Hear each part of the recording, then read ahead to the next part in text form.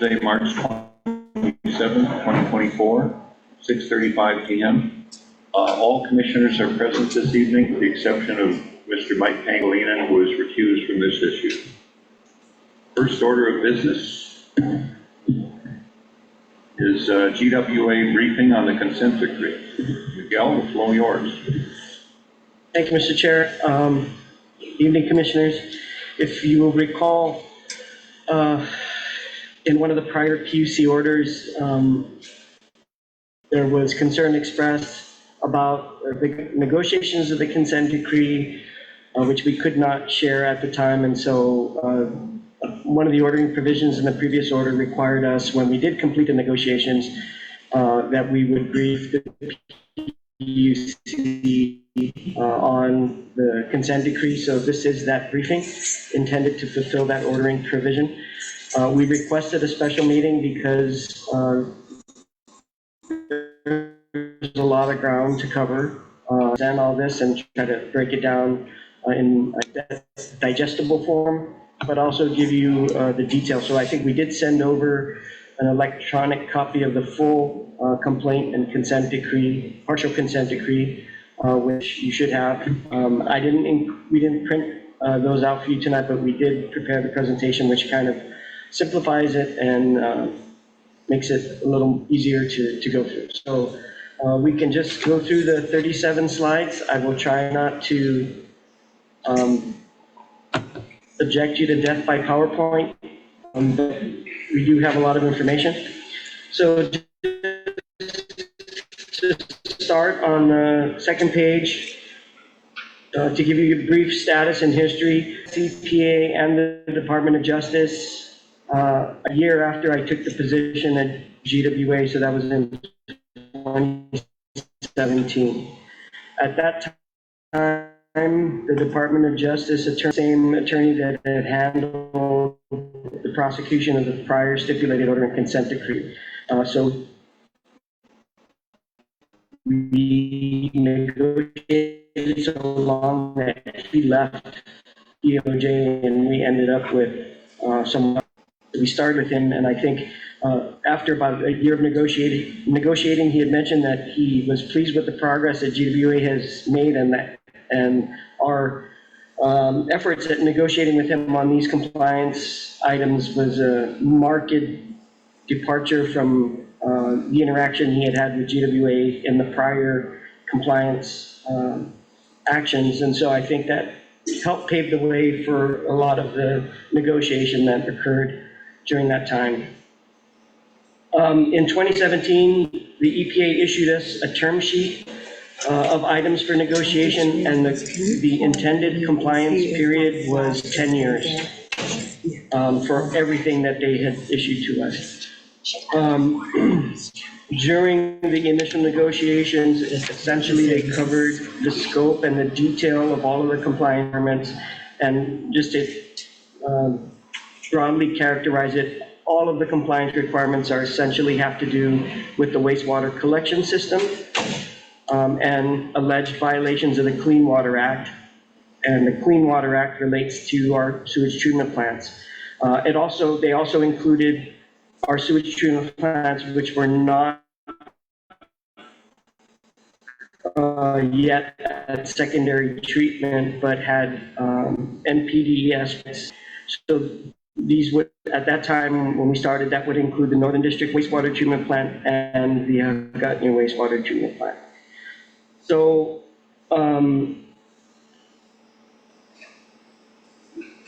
it also included, when I say the wastewater collection system, that means pump stations, gravity, sewers, and manholes, and then force mains, which are the discharges from the pump stations that transmit the wastewater, raw wastewater in the collection system. It also covered some aspects related to sanitary sewer overflows and how to address them or prevent them. The sanitary sewer overflows, or SSOs as they are called, and as you will see in the slides, primarily occur with pump station failures or blockage of the gravity lines due to things that are put into the system, including illicit discharges of fats, oil, and grease that people may put down the sink, and they accumulate in the lines and then harden and clog them. And so some of the compliance requirements don't really have to do with infrastructure improvements per se or capital projects, but have to do with programmatic requirements to keep the sewers clean, to try to get the fog issue under control, to do a better job at source control and pre-treatment permits. Those types of programmatic requirements are also part of what the US EPA wanted to see us do. So we also, in those initial negotiations, covered the schedule for completing these compliance requirements. So they gave us a whole long list. They said, we want you to do everything in 10 years. And then we started to negotiate on what we thought we could reasonably do within that time period. We also conducted detailed financial capability assessments. You folks might remember our financial consultants, Galati Rostein Group, Eric Rostein. He assisted us with developing the financial capability assessments, and the goal of that was to estimate the impact that these compliance requirements would have on the utility and its customers, and whether they would place a financial burden. And if they meet a certain criteria that is established by US EPA, they have a method that they use to characterize whether there's a high burden or a low burden. If there is a burden, then US EPA is allowed to extend that 10-year compliance period that is standard for consent decree negotiations to a longer period. So GWA provided that type of analysis, and we did, in the initial negotiations, successfully obtain additional time for some of the compliance requirements out to 20 plus years and namely that would be for the upgrades of the Hagåtña wastewater treatment plant, which is a very big ticket item. So this was kind of the history of how we started. And then when COVID hit, we paused the negotiations for obvious reasons. And then during the recovery, while we were dealing with the impact to revenues and everything else, we were also in the midst of our prior 5-year rate case. And we had been advising EPA and Department of Justice of our work on that. And so for that reason, we also paused with some of our negotiations.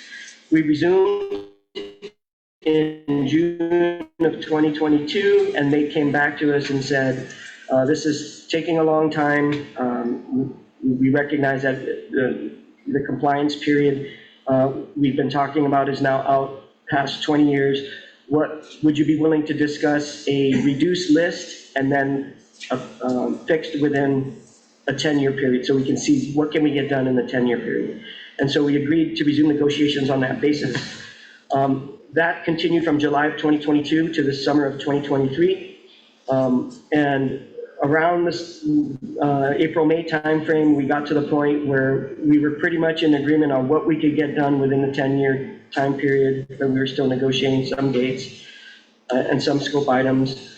But they wanted to put a hard stop and get our best and final offer. And so we did that, we provided it to them, they countered. And what we ultimately ended up with, we asked for a list of schedule of concessions and then some modification of the language to give us schedule relief, because we were confident that we could do a certain list of these items within 10 years if everything went well. But as we know, and as recent history has proven to us, things don't always go well, and the COVID pandemic proved that, the global supply chain crisis proved that. Those are things that are outside of our control, and we thought it would be reasonable to include schedule relief provisions in the document to address those types of things. Not that we would always have an excuse, but if something legitimate did come up that delayed us, that was outside of our control, we felt we shouldn't be penalized. And so we asked for those types of concessions in our best and final offer to the US EPA. In any event, we concluded our negotiations of September of 2023, which is when I received authorization and signed the consent decree on behalf of GWA. We conferred with Governor, because the government of Guam is also a party to the complaint and to the partial consent decree. And they also signed, and then at the end of January of this year is when DOJ got their signatures on the document and it was filed with the court. Just in a nutshell, the regulatory basis, I cite the sections of the U.S. Code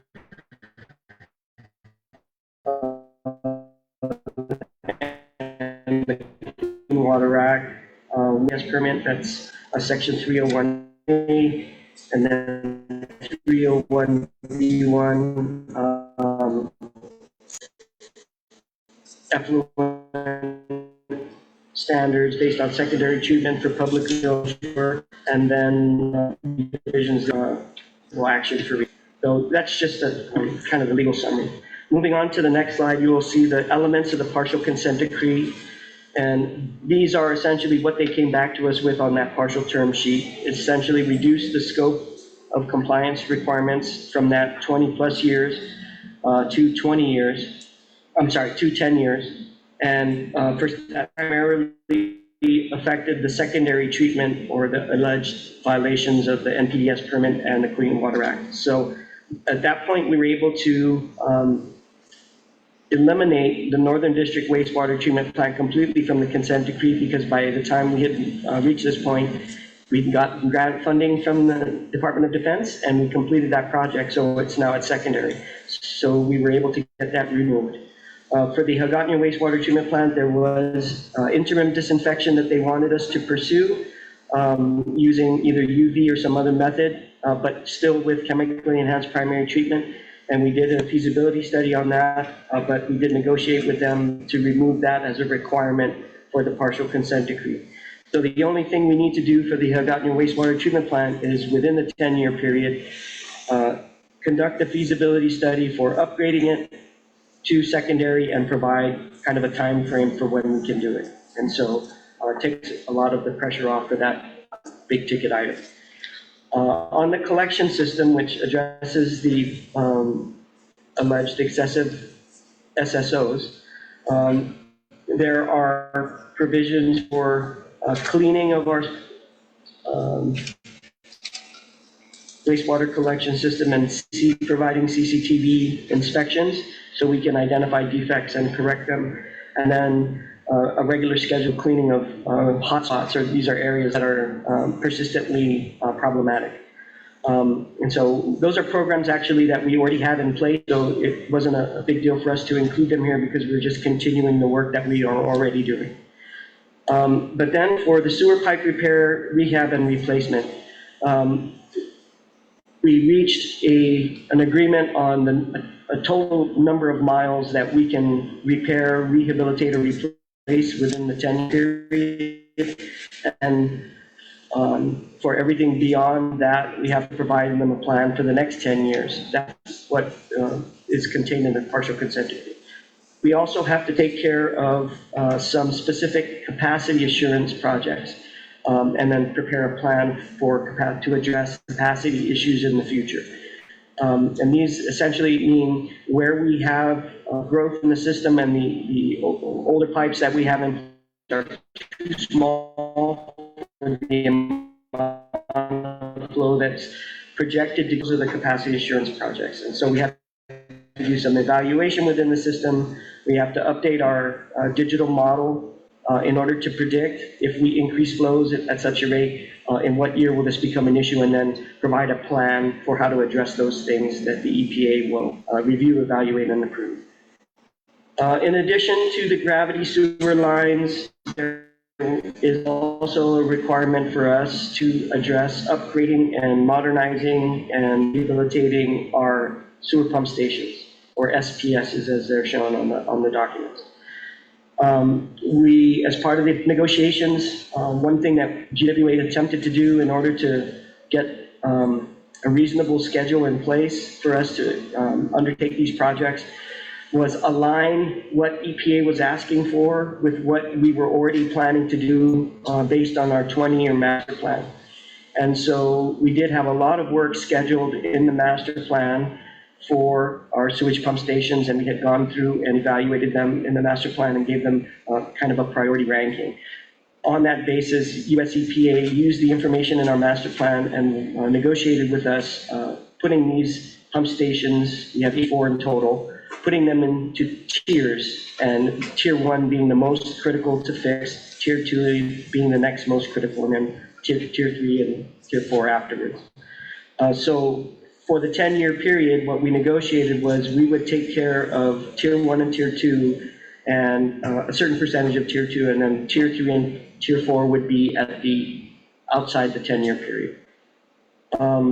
And then lastly, on the collection system for capital improvements, we have the sewer force mains. So every pump station has a sewer force main, and that's just the discharge pipe from the pump which pushes the sewage out to the next available gravity manhole so that it can flow by gravity until it gets to the treatment plant. So we negotiated with them to take an inventory and assess the force mains, and then provide rehabilitation or replacement for 25% of the total linear footage of force mains that we have in the system. And then these other compliance requirements at the bottom are the programmatic items that we talked about previously, the industrial pretreatment program and FOG program, the fat, oil, and grease program. And then when those two are actually items that we have already been working on. We already have approved program manuals and plans. What we don't have is legislative approval to modify or to codify the rules that would be required for us to enforce these things. And so we have draft legislation. The compliance requirement is for us to finalize that, present it to the legislature within a certain amount of time. What's new is the SSO response and reporting. This is, we do have procedures in place, but they want us to develop a formal SSO response and reporting program. And so taking care of that. And they also want us to formalize our asset to them for their review and approval. So a lot of these things we are already working on. As soon as we knew these were issues, we've started to take steps to prepare ourselves for it. But obviously the main part of it we don't have. We tried to get that in the last 5 years, and that didn't work out, and we didn't end up issuing in the schedule that's 5-year rate. So if this is partial CD for the first 10 years, what can we expect then for the next 10 years? And the next slide addresses that, which is the part 2 portion.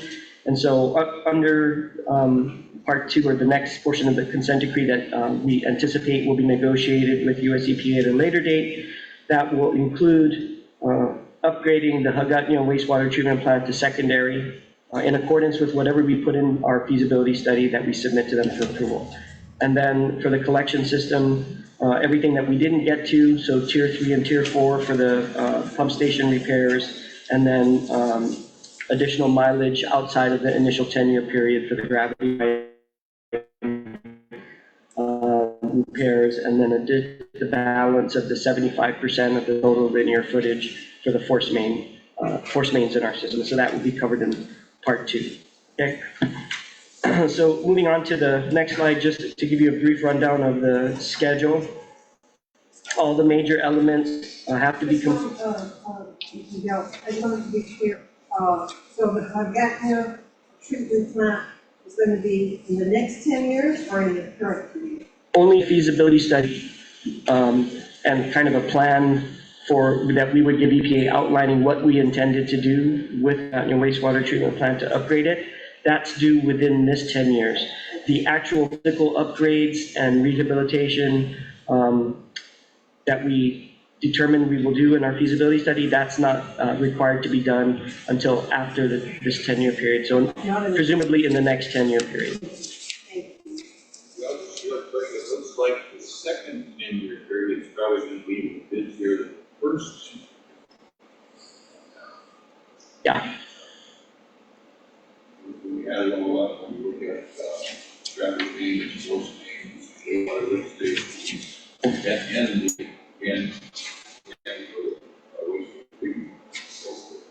in terms of the rough numbers, for example, force mains, yes, definitely the force mains, because 75% on the back end, 25% on the front end. On the pump stations, we're doing tier 1 and tier 2, and then so we have tier 3 and tier 4, but the tier shape, so the magnitude of the work is probably going to be a little bit greater on the front end there. We may not have to do so much on the back end. The other thing is, when we do these pump stations, it may make sense for us to package the force main work with the pump station work. They're connected. The only thing that is separated here is because we have to do the assessments separately, right, based on EPA's requirements. But when it comes to the actual work, we're hoping that we can get the assessments done for the force mains, and if we have the opportunity to roll that work into the pump station work, we'll just take care of it and then try to get ahead of schedule. That's the approach. Whether we can do it, still too early to tell.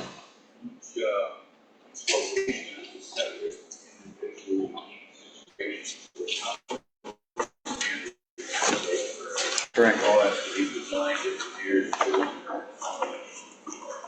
Correct. And we have a plan for how to do that, and I show you the steps in the schedule when we get to that.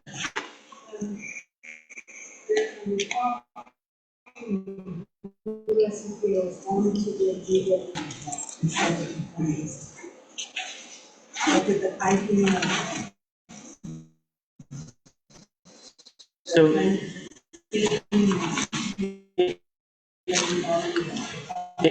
in prior negotiations, we had asked to receive credit for because when everything that they've put down as a schedule starts at within a set was going to be. I mean, we estimate now we've got it going to be, but back when we were negotiating, we didn't know when that was going to be. As I said, we weren't waiting to get some of this stuff done. If we had to do, as an example, for the gravity line rehabilitation and upgrades, we did 9 miles from Anderson Air Force Base to the Northern District plant. We were trying to get them to accept that as credit. So if right now in the CD, the target is 3 miles a year for 10 years, so that's 30 miles. So if we were able to receive credit for that, 9 kind of take some of the pressure off, but they were not amenable.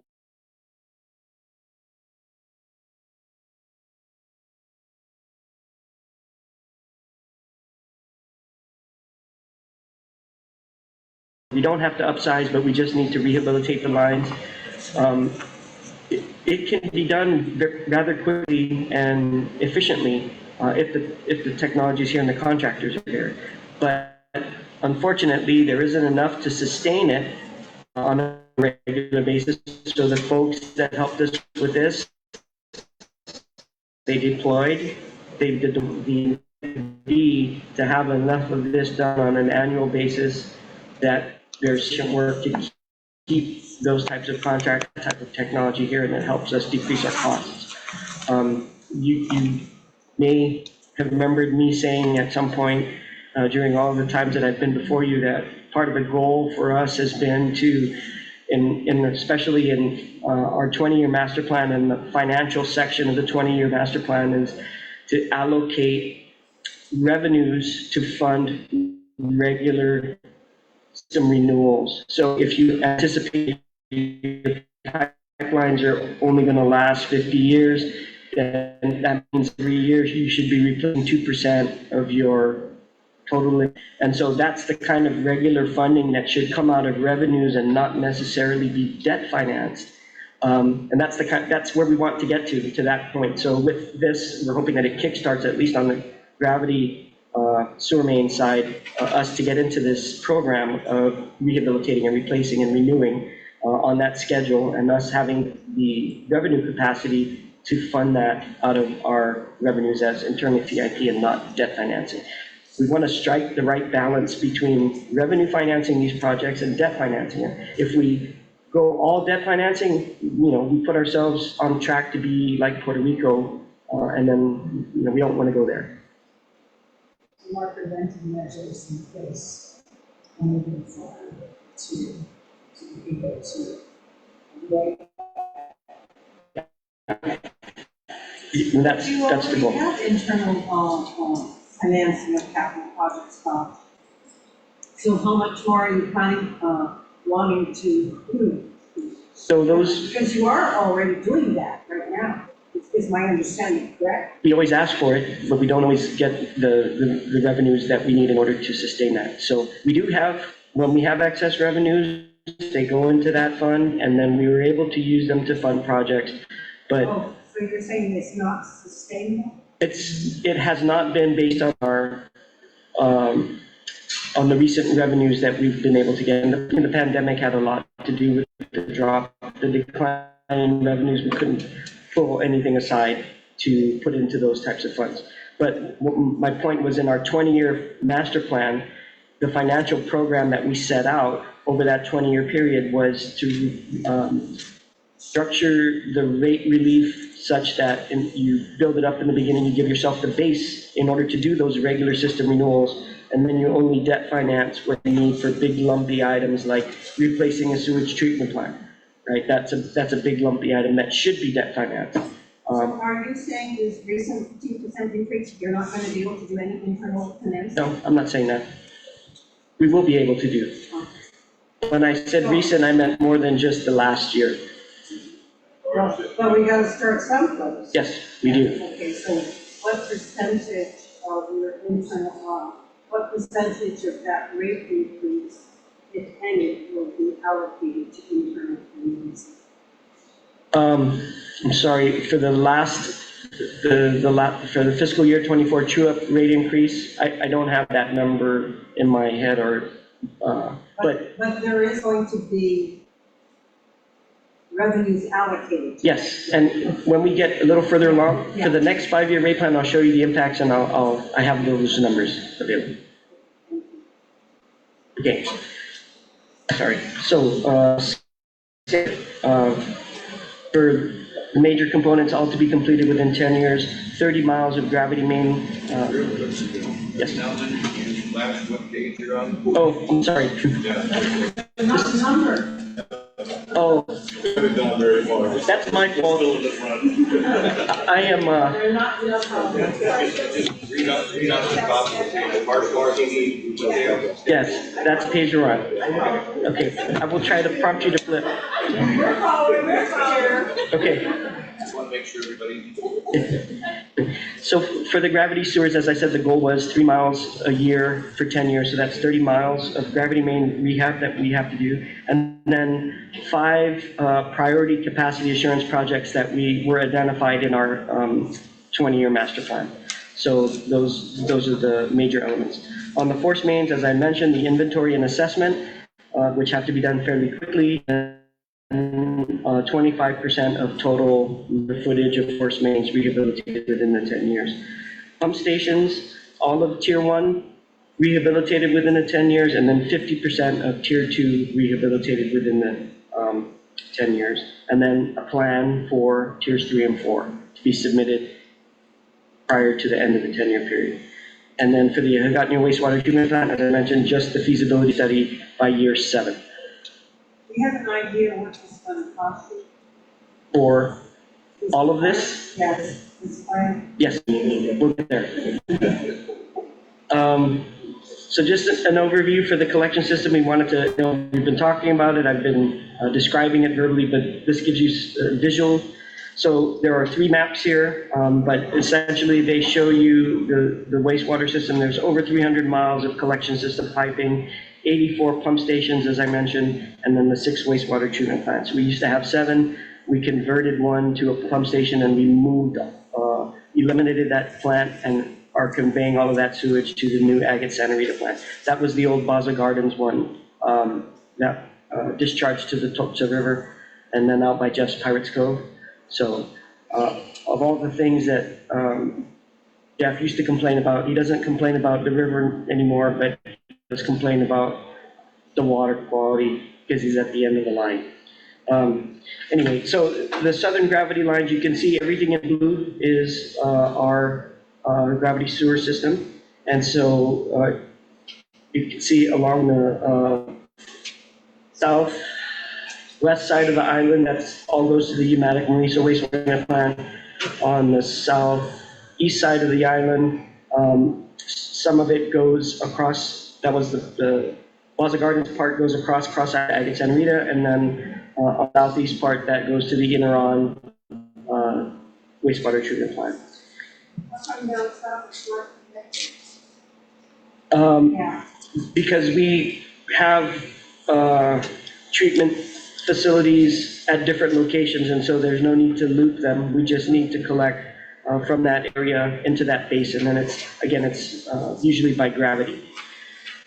And it defines the basins, where we can drain to and where we can put the treatment plant. So on the central, Pneumatic Mariso discharges to a vegetated terrace on up the hill. So there's a lagoon at the base where some treatment occurs, and then the treated effluent from that is pumped up the hill into a tank. And then it's discharged, kind of like trickling into these terraced wetlands with special plants that are used to clean up everything else, and that percolates.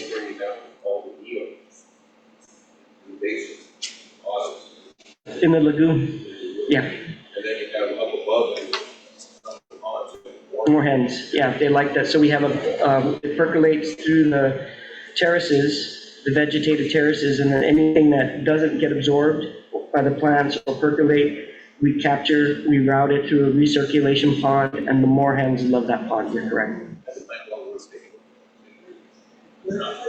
Pneumatic Marisa. On the central gravity lines, you can see it's pretty much everywhere where there's development, we have it. You'll notice this all will go to, for central, pretty much all goes to the Pagatan wastewater treatment plant. And then for the northern gravity lines, you'll see we have a lot of area covered, but we still have a lot of area north where it's not sewered. Those would be using septic systems, which posing us another problem in the future, we think potentially with PFAS being treated.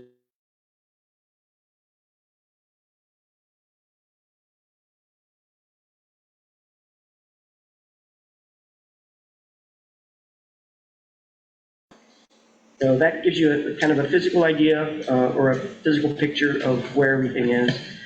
And then if you go to the next page, you will see the gravity main compliance items roughed out in a schedule. So you can see year 10 is the deadline for the consent decree, and the tasks that are here are, you can see the corresponding section number of the consent decree document itself, and then the major requirements, compliance requirements, and what the deadlines are. So CCTV inspections have to be completed within 60 days. NASCO assessments are, NASCO is a national organization that puts out standards for how to inspect sewer lines using CCTV and rate them and score them so that you can effectively use those types of tools to direct your repair and maintenance activities. And then, so we have to get all of that done essentially within the first year, and then submit an assessment report to EPA by Q2 of year 2. And then based on that assessment, we need to start working on the rehab and replacement of gravity lines, 10 unique miles by September of 2027. And this was assuming a 2024 start date. And then 20 unique miles by 2030. I think there is some flexibility here as long as we get all of this done by year 10, some of that stuff. What year 1 is what year? 2020? So when is the end of the year? December 31st? Well, it'll be based on the effective date. So if they sign it, When you say this date, who has to sign the what? judge has to issue an order confirming that we've already signed the consent decree, but the judge has not issued an order and signed an order. So when the judge signs the order and files it, that becomes the effective date. So we were anticipating spring, which would be, March, April.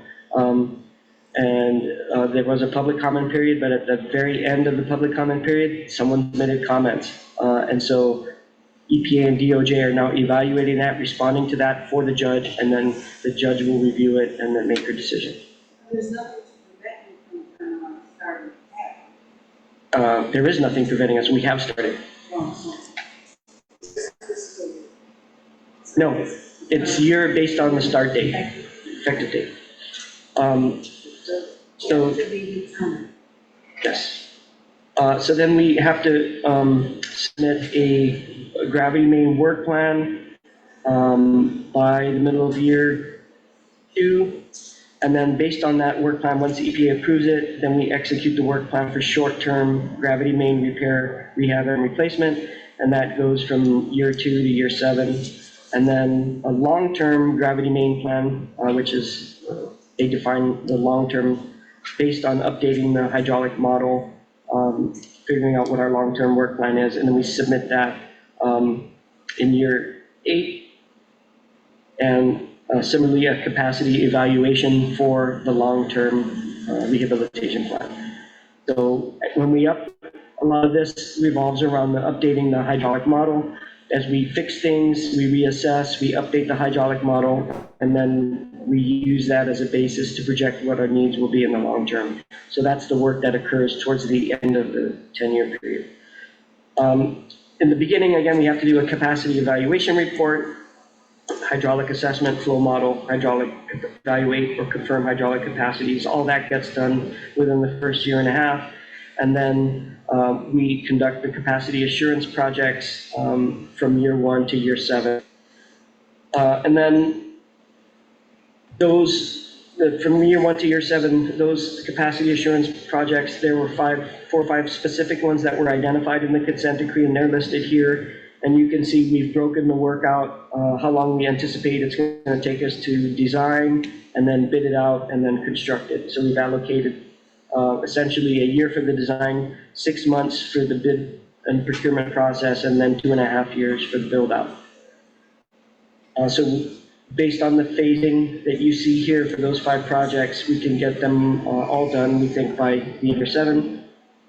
And then recalibrate the flow model and submit a capacity assurance report, a different capacity assurance report to US EPA by the end of year 7. Yes? Just real quick, on the capacity evaluation reports and the insurance projects, are those done in-house or are you funding? Yes, I'm actually just put that here.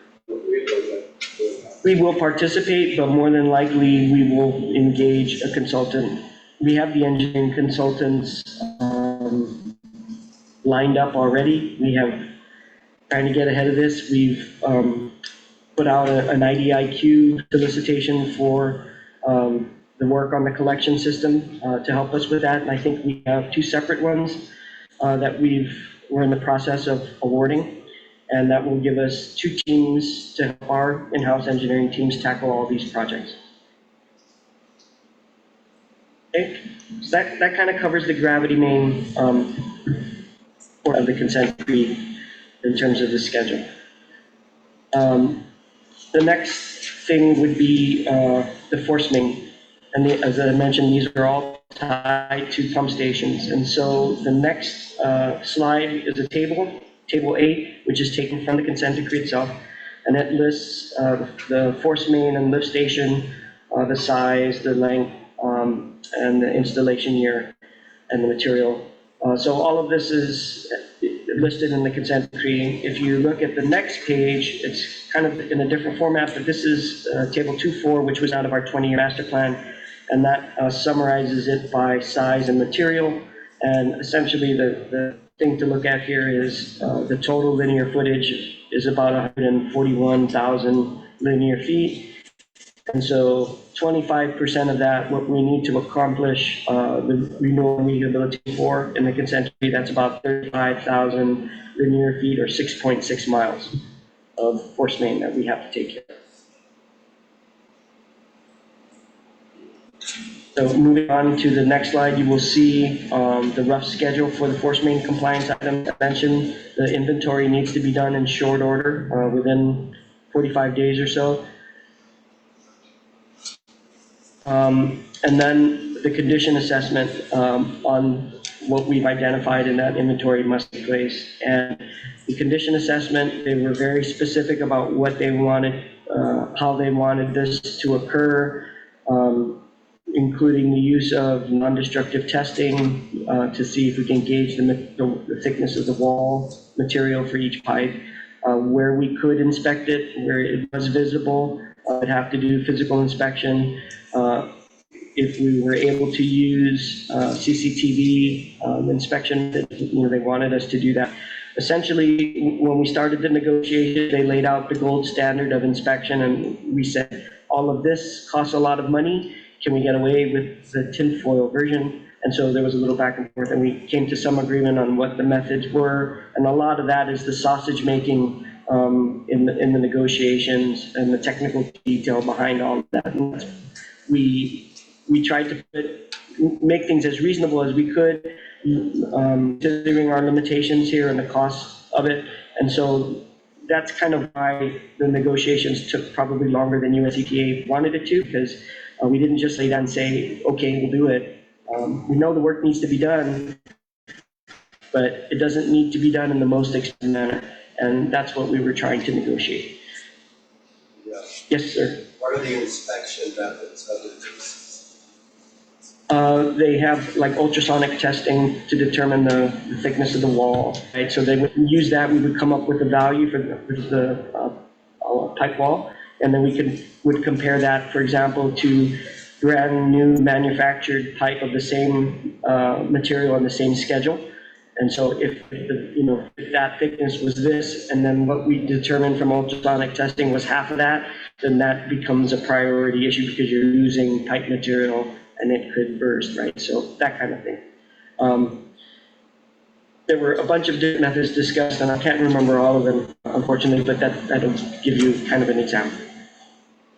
Okay. So the condition assessment would need to be done over the course of the first 3 years, and then at that point we would submit a report which they would evaluate, and if they approved our report and our action plan, then we would get to work on addressing the linear footage of force mains. In that action would identify, based on the assessments, these are the highest priorities, or the worst materials in these locations, and this is how we would repair them and then or rehabilitate them, and we would need to finish at least 25% of the total linear footage. In addition to that, up front, they wanted force main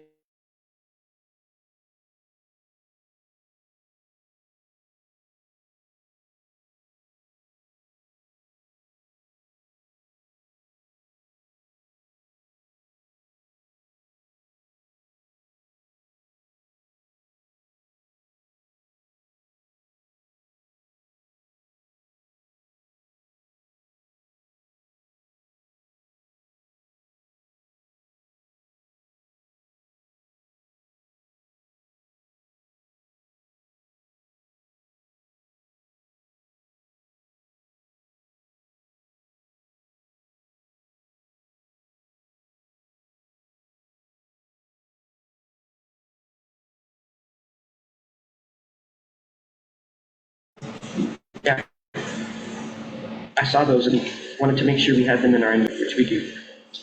Okay, so that kind of takes care of the force main schedule. The next major item, of course, is the pump stations, and this is Table B taken out of the consent decree document itself, which lists the different tiers. And so, as I mentioned, we will need to do all of Tier 1 pump stations, and that's 23 that are listed here.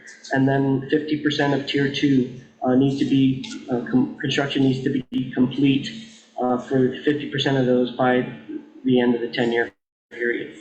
And so that's 19 total in Tier 2, so we'd have to do about 10 or so to meet that requirement after that. The way we have it laid out, Before 3 and 4? yeah, it'll be before 3 and 4. Is the tier one listed in order of priority? No, just alphabetical. So if you move to the next slide, I wanted to give you just kind of an idea of what these pump stations look like. So on the left-hand side, at the top, you'll see the Symbol 1 pump station. That is a Tier 1 pump station. So it's not totally enclosed. The equipment is in a wet well, so it's submerged in one of those pits. And then the pumps are down there as well. The controls you can see are the gray box to the right-hand side of that picture, and then there's a generator with a partial enclosure. And this photo, if I recall the date from the photo when I loaded it onto the slide, was in May of 2023. So this was a inspection photo after Typhoon Mawar, our guys going out there doing the assessments and taking photos to document that stuff. So you can see all the trees in the background are denuded, just based from the salt spray after the storm. And there's a lot of debris that got blown into the grounds here. But kind of gives you an idea of what our some of our pump stations look like. The second one on the bottom there is the Harmon Sewer Pump Station. That's on Rojas Street in the industrial park. This one is subject to frequent flooding because there is no storm drainage system, and it's at a low spot, which sewer pump stations usually are because the sewage drains in them.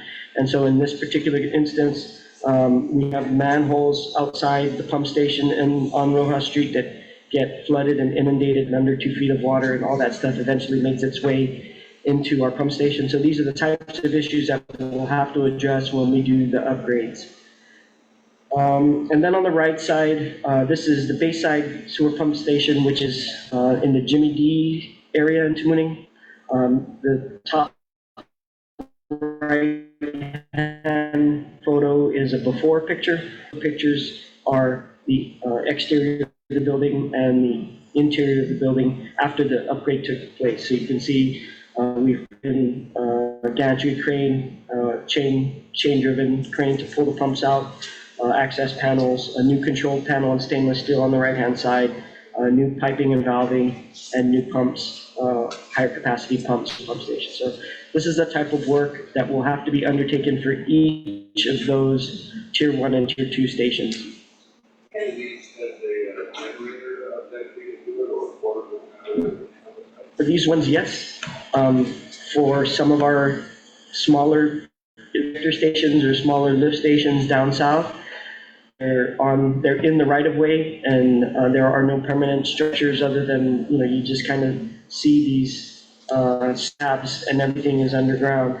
So there is no building or anything there for us to attach a generator to, so those ones don't have. So one of the things we talked about with EPA was they were very prescriptive about the criteria for having a completed and upgraded pump station, down to telling us what type of electrical enclosures we were going to use. And so part of the negotiations were, we don't believe that you should be dictating design by regulation. It's up to the professional engineers who design these things. They have to do it to code. They have to meet all the requirements for good engineering practice and standards, industry standards. Let them do that. And so we kind of agreed that as long as we did it to the 10 state standards or other engineering standards, they would meet those criteria. But they also wanted permanent generators, backup power for each individual pump station. So in those areas in the south, along Route 4 in Maleso and in Arahan, where we have these ejector stations, it may require us to acquire land. And that process in and of itself could take years, which impacts our ability to meet their requirements. And so this is the kind of the schedule relief that we were looking for them to be reasonable about, and they didn't work those into the actual document. So there's some risk there for us.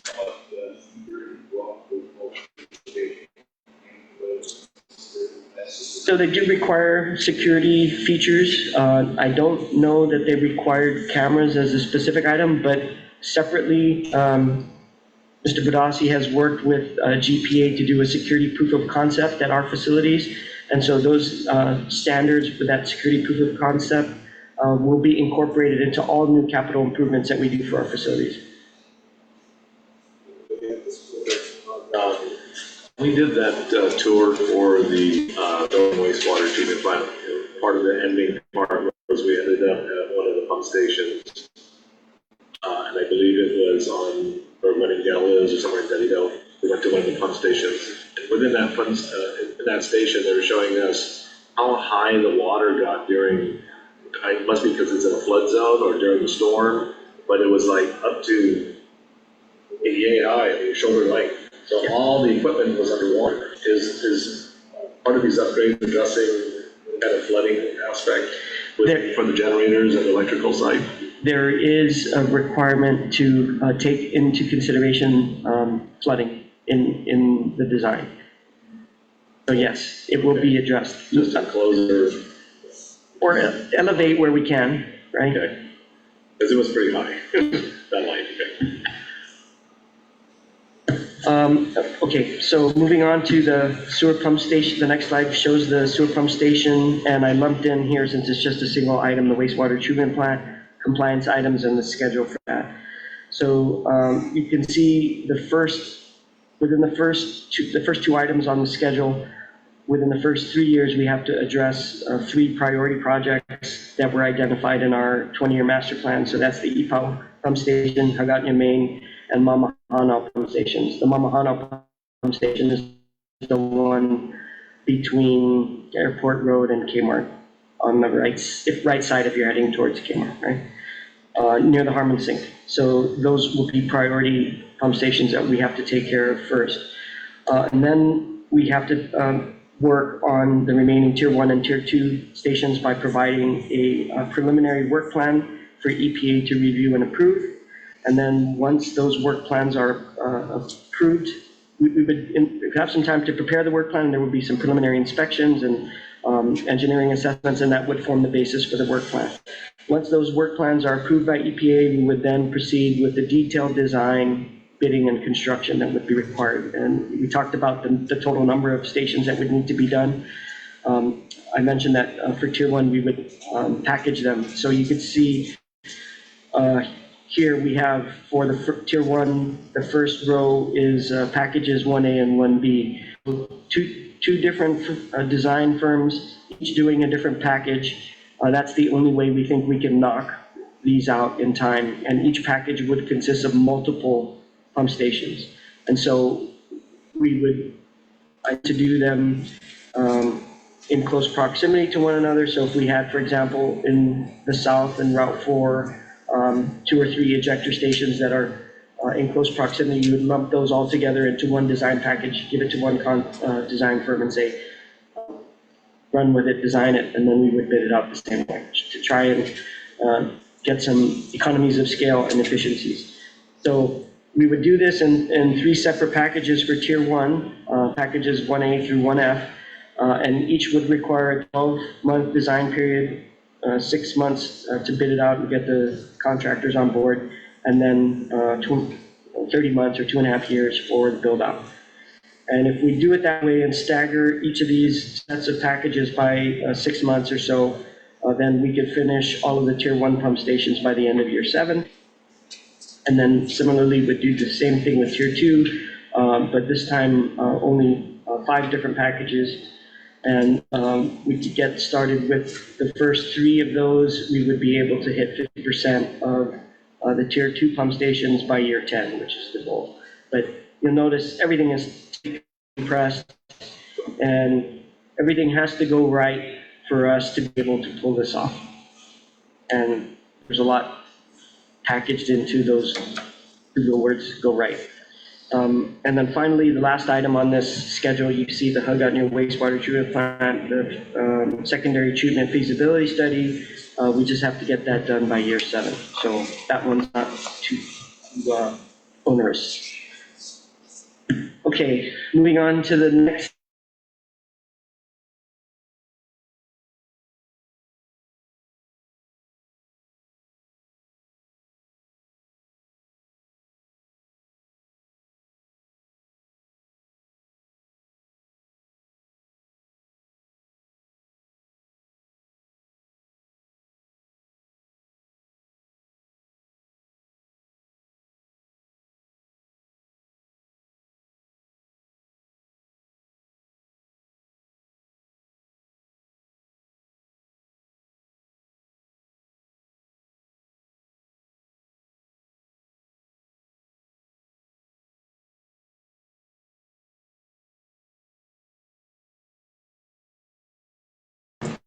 partial CD term. And it doesn't reflect any cost for the partial part 2, right? Those are outside of this, what we've estimated here, and it does not reflect any cost for the upgrades to Hagåtña wastewater treatment plant.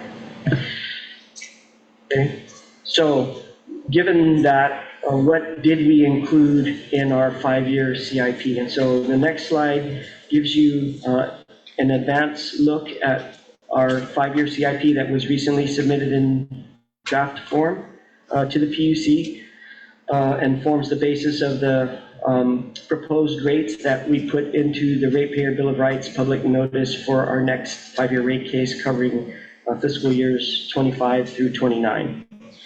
And this is arranged in the usual order that we break things down in our 5-year CIP. Water projects on the top, water production, water treatment, and water distribution, and then water storage projects. And then the middle section, wastewater collection and wastewater treatment, and then the bottom, electrical monitoring and control projects, and then general plant improvements. So the middle section is what really is the focus of the consent decree. So the wastewater collection line, that summarizes what we think we're going to need over the next 5 years to do these projects, and these are in nominal dollars. So the initial estimates that were done in 2023 with our master plan consultant, we've taken them and provided that list and those estimates to our financial consultant who helped us build our financial plan and model, and they have applied escalation factors. So these are in nominal dollars for those years, and the total comes out to $268 million on the wastewater collection side. And so that is about 30% of our total 5-year CIP, which will be attributable to the consent decree requirements within these 5 years. On the right-hand side of this table, I've kind of put the major initiatives, GWA initiatives, as columns and place the appropriate subtotals for each of these category of CIP projects into those initiative columns. So for the partial consent decree and court order, if you combine all of those, that's about $356 million, or about 40% of the total CIP. And the court order projects, you recall, we still have some work we're doing on the reservoirs, so there's some money there. And then for the wastewater treatment side, we do still have to do some regular equipment, major equipment replacement at some of our plants, including Hagåtña, and so we have funds in there as well to cover that under the court order category. And then the next column over, PFAS and emerging contaminants, abbreviated here, ECs. You'll notice that those are the water production and water treatment subtotals, and so that accounts for about $205 million, or 23% of our total CIP, to address the issues of PFAS and emerging contaminants. And we anticipate the EPA will finalize its regulations on PFAS within the next couple of months. And once the rules go into effect, there will be we anticipate a 3-year compliance period before we will be out of compliance. So we have 3 years to get these improvements done to provide for the treatment of PFAS based on those new regulatory requirements. The third column over is just water loss, which is a big concern for both the PUC and the CCU. The distribution system subtotal essentially accounts for the water loss initiative, and that's $203 million that we've allocated in the next 5-year rate plan, and that accounts for 22.6% of the total CIP. And then the last column is just SCADA and miscellaneous projects. That's the last 2 rows, the subtotals for the last 2 rows of projects, and that accounts for about 15% of the total CIP, or $135 million. So this is a lot of work. This is a lot of funding that needs to be raised in order for us to do this, and this kind of just gives you the advanced look at what we've included in the 5-year CIP. So it can be daunting. Yes, sir. So, I'm trying to figure out the total cost, the CEO also. Court order, the 2011 court order. So that's all the fire court. prior court order and current partial consent decree. And so the total for the 5 years, you know, was 356. Million, yes. But for the collection system, just for the CD, the partial consent decree, that's 268 million. That's the collection system subtotal. Okay, well, the consent decree was first, it's 10 years. So does that mean that for the next 5 years, that cost will be in? There would be additional money in the next 5-year rate plan. Would it be in a similar amount? So we've projected, I would say yes, it would be in a similar amount. And that's the best answer I can give you at this time. It's 5 years out and we just finished projecting our, the next 5 years. 5 years from there, we haven't put too much thought into projecting that yet. Okay. That we category, water loss, data, Would the, cost, second, not for PFAS. I think once we get the infrastructure built in this because we're planning on getting it all done to meet, we want to be compliant in 3 years. So we want to get it all done, and that's what is included in this cost. We don't anticipate the same CIP costs in the next 5 years to address PFAS or emerging contaminants. And yeah, it would be the O&M costs. And in what we intend to spend here, we are really working hard to try and find the most cost-effective way of treating for both PFAS and what we anticipate may be other emerging contaminants. So we want something that will provide the best treatment, the smallest residual waste stream that we have to deal with, in terms of shipping it off island to a hazardous waste facility or anything like that, right? We're trying to be very efficient in the technologies that we choose. We are also paying attention to how the technologies are emerging because this is so new. A lot of research is being done at universities by a lot of different people, a lot of trade organizations and businesses who put out equipment. There's a lot of thought going into trying to come up with the next best treatment technology. And so we're watching it all. I'm sending our engineers to pay attention to these things. And for example, I just had a conversation yesterday with one of our engineers who returned from the Membrane Technology Conference. And they are using membrane treatment technology, which we employ at UGM, so we have the capacity and the wherewithal and experience to run these types of systems. They are now using that for PFAS treatment. So it is becoming an option for us to look at. And if you do multiple systems kind of in series, you get a really concentrated waste stream, and so it reduces the amount that you would have to dispose of. So we're looking at all of that to try and get the most efficient process that we can. And so when we spend in the next 3 years for PFAS, what we spend, we're hoping will carry us into the next, over the next 10 years to address any emerging contaminants that would come up.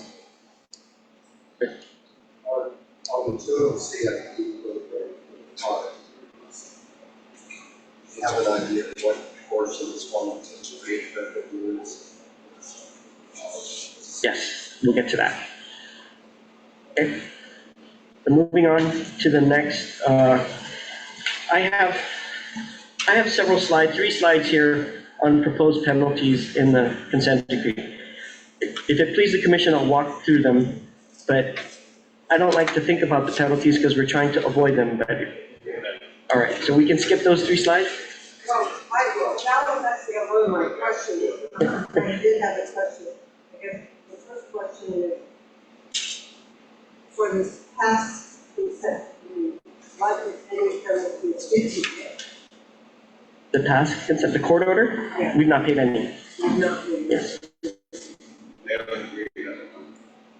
On the current consent decree, if you're talking about the past court order, there have been no penalties. We're 98% complete with the past court order, and we don't have any penalties. The remaining 2%, we did seek extensions because we weren't able to make the original court order deadline, and EPA agreed with us did not oppose our request to extend on both times, and the judge allowed it without penalty. So we've been working cooperatively.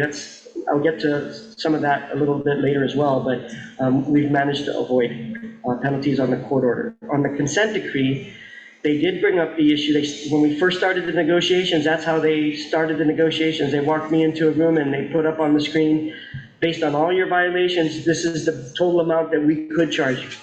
But we don't want to charge you that. We'd like to work out an agreement. And that's what started the negotiations.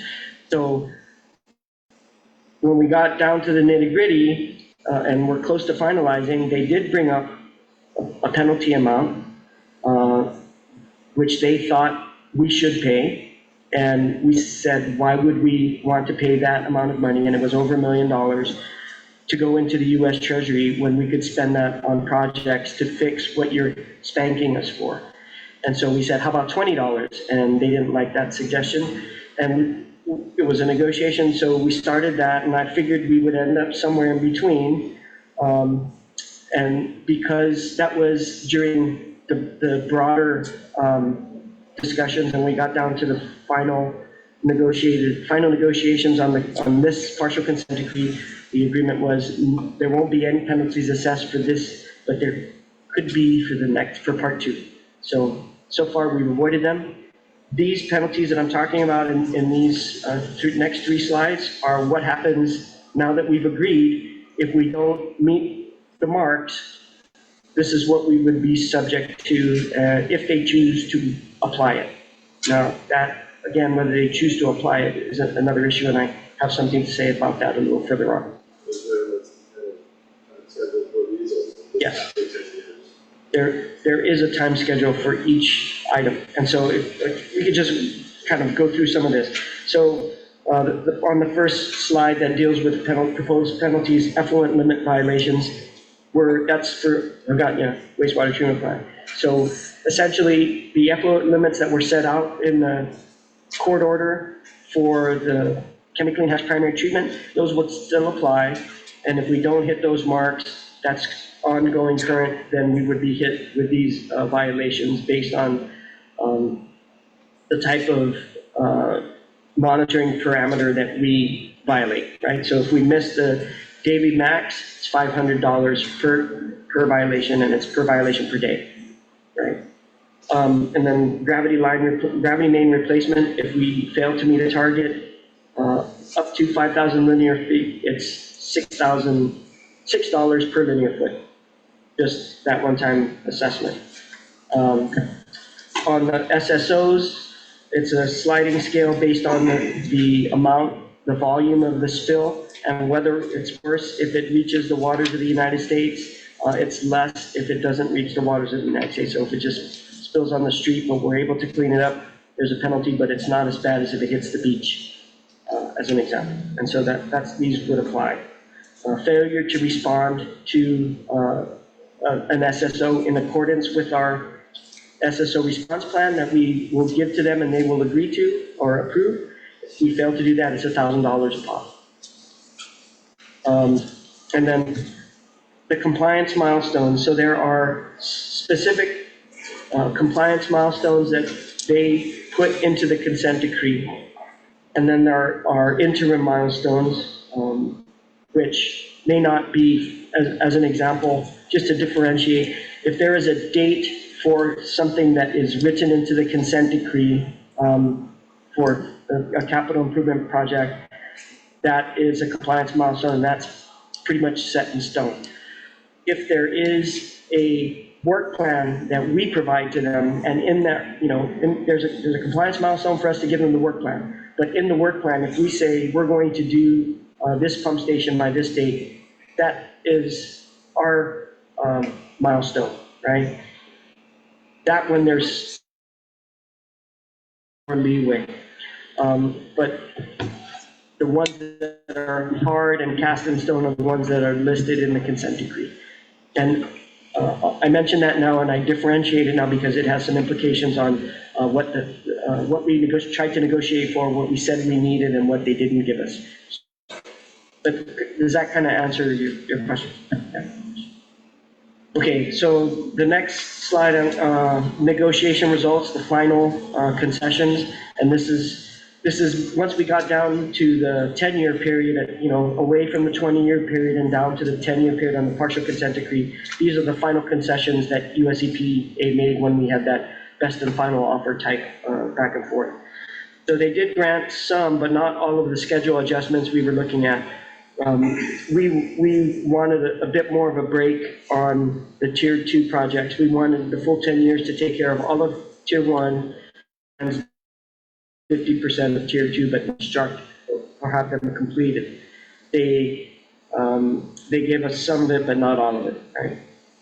And then they declined the force main spill contingency plan schedule. We needed a little more time. We wanted a little more time to do that. They denied that.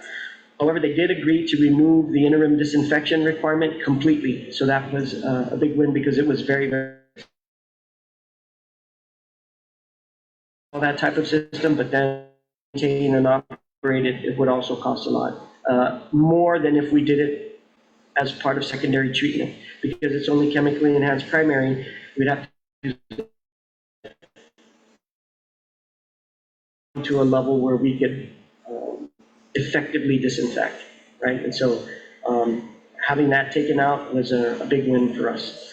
A lot of these milestones, these are, a lot of the milestones are, once you sign the consent decree or the judge signs it this year, that's when the clock starts ticking for day 1 through 30th day. You got to complete this. Yes. 60, 30, 60. Yes. From that point on. And you're okay with it? We'll get to what my recommendations were in a minute. Okay. So on the final negotiations, what US EPA rejected, as I mentioned before, we wanted some credit for work we recently completed for the gravity main rehabilitation and replacement, the 9 miles up north and then the 2 miles over here on Route 1. They wouldn't give us any credit for it. We asked for, as I mentioned, a little more time for the Tier 2 pump stations. They didn't give that to us. And then with respect to the specific schedule relief requirements that we talked about, in paragraph 46, there are schedule relief provisions, but they only apply, they only make it easy for us to change deadlines for schedule items that we put, for example, into our deliverable. Legal counsel is going to correct me for some of this. Go ahead.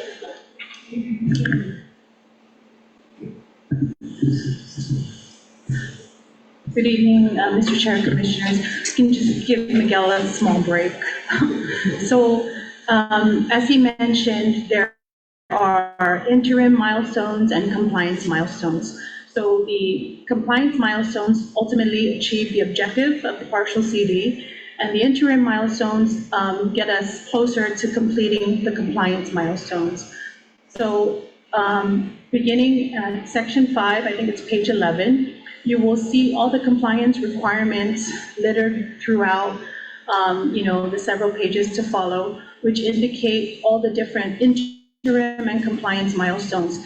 And the range of time that GWA has to complete the interim and compliance milestones varies. As Commissioner Montanola took notice of, it varies from 6 months to 18 months to 24 months to 4 years to 7 years, and so forth. But again, this is a partial CD with a scope of 10 years. So when you get to the penalty portion of the partial CD, it actually lists the penalties, as Miguel explained, and it lists out the specific penalties to compliance milestones and interim milestones. And so if we fail to meet, say, an interim milestone within 6 months, that the interim milestone penalty applies.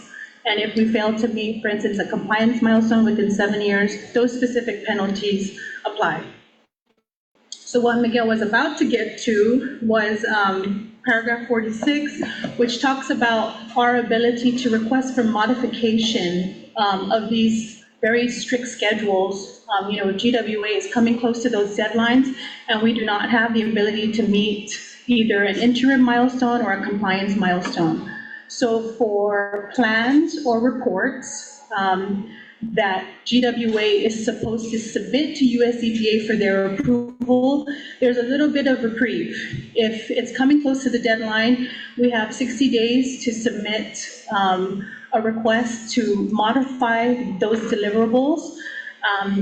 So, we can get more leeway. So if it's coming close to the deadline, and it's not necessarily an interim milestone or a compliance milestone, unfortunately, and I think that is the point of the GM slide here, we attempted to negotiate more favorable conditions for GWA. If we were coming up on either an interim milestone or a compliance milestone with a strict deadline, we wanted the ability to do what we did in paragraph 46 and maybe submit something for consideration 60 days ahead of time to have US EPA, understand the challenges GWA was facing. But US EPA rejected that, and they said where I guess milestones are in place, it's going to have to be governed by a separate section, which is section 16, which is modification.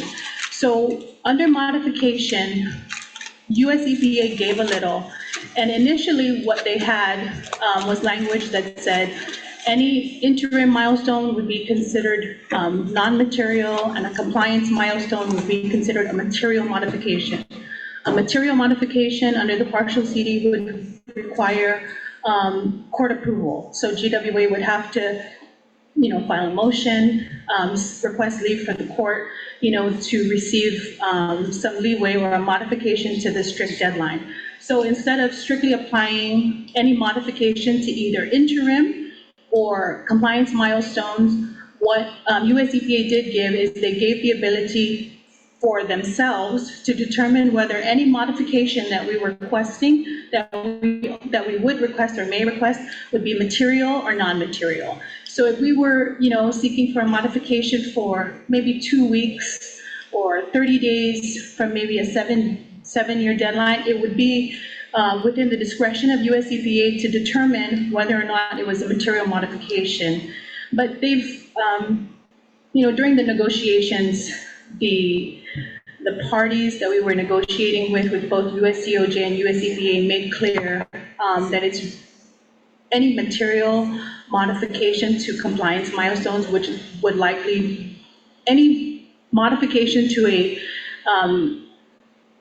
compliance milestone would likely be considered material, and we would have to seek approval of the court. So, we were just trying to keep it streamlined, simple, but of course, we all have a job to do. They have a job to do. Their job is enforcement here, and they wanted to ensure that, of course, there's teeth to this partial CD. So if we do seek a modification of any milestone or deadline that's considered material, we would have to seek the approval of the court. So there are specific standards of review, which we also negotiated. Under paragraph 46, we have a lower standard of review. For instance, if GWA brought forth a request for modification, we would have to just present a case based on a preponderance of the evidence standard of review. If we were seeking a material modification, it would have to be under the Federal Rules of Civil Procedure, Rule 60B standard of review. The partial CD is very clear towards the end that when the court enters or agrees to this order, or when it takes effect, it is tantamount to a judgment.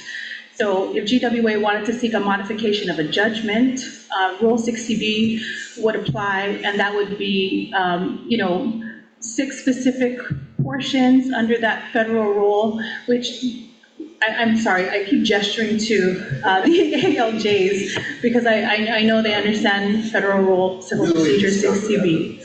Right, and it's just a higher burden to seek modification.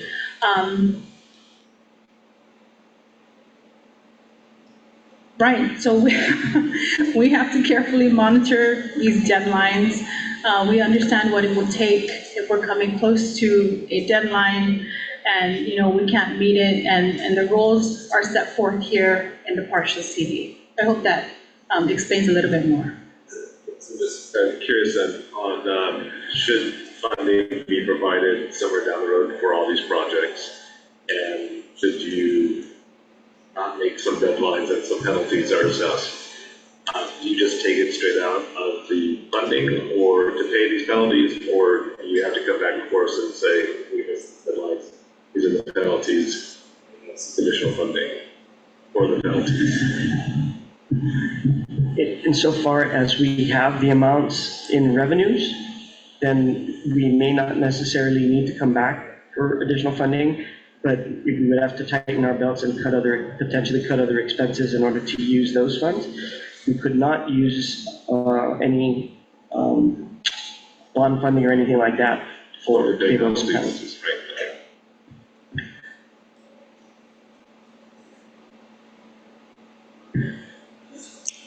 One more point on the negotiation results, US EPA rejection slide.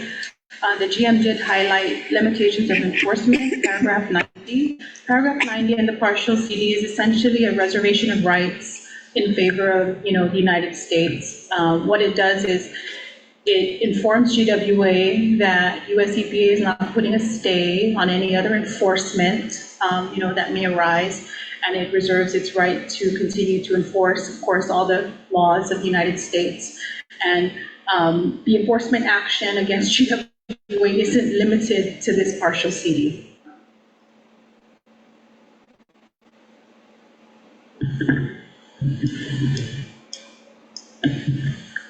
Okay. So moving on to the next slide, the risk summary. What are the risks?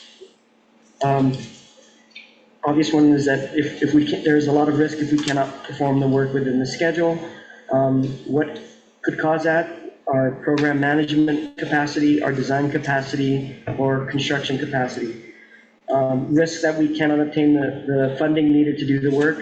We have to get your approval. There's some risk in that for rate relief in order to fund these projects, and also to issue bonds to fund these projects.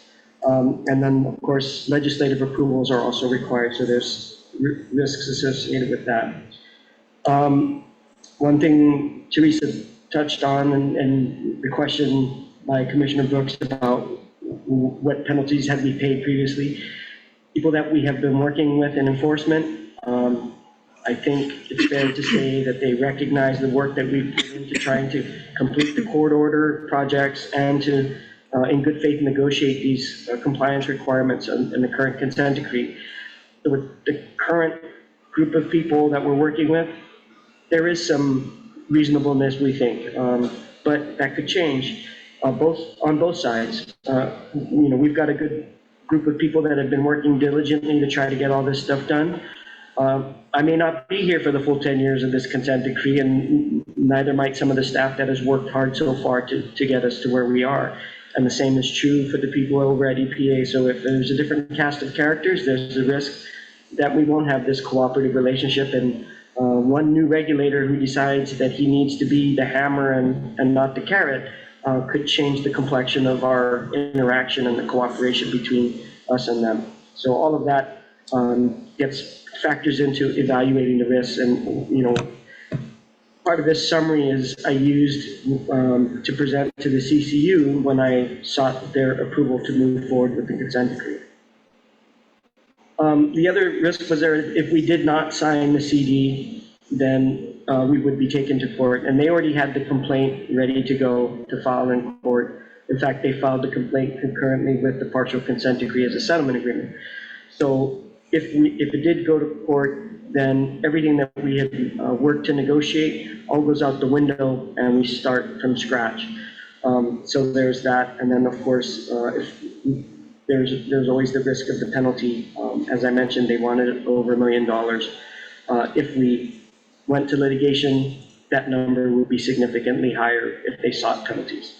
So moving on to the next slide, I tried to summarize all of this in my assessment and my recommendation to the board, to the CCU rather, on what the risks are and how that would impact an outcome. And so I tried to characterize each risk as having a neutral effect or a negative effect or a favorable effect on the outcome of signing the consent decree.